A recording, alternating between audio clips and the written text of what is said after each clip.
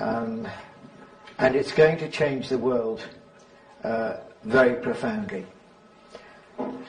And it's going to change the world very profoundly in two ways, not one.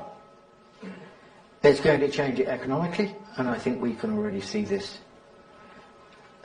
And secondly, it's going to change it politically, intellectually, morally, spiritually, ethically, militarily, culturally. It's going to change the world in a profounder way, if not more profound way, than the rise of the West has over the last 200 years. Now, first of all, I want to talk about the economic side of it, because that's obviously very fundamental.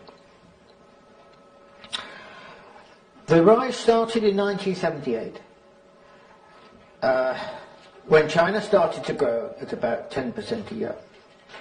When it started to grow at 10% a year, it was only 1/20th of the size of the American economy. So the impact of China, even growing at 10% a year on the world, was extremely small.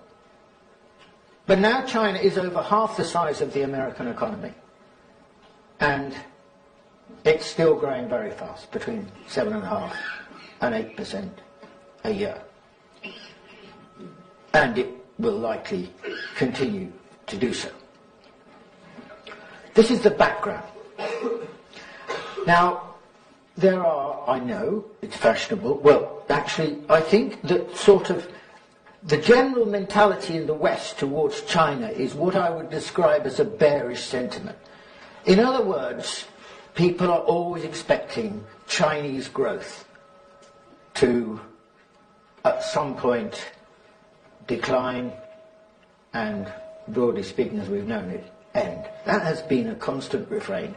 And even now, you will have noticed since the financial crisis, a lot of the attention to China is, you know, is it slowing down? Is it going to hit an economic crisis, and so on? Well, of course, China's got big economic problems, huge economic problems compared with what we've got. But the extraordinary thing about China is that since 1978, and it's difficult to know exactly why, but basically it's not had an economic crisis. It's carried on growing at 10% a year for over 30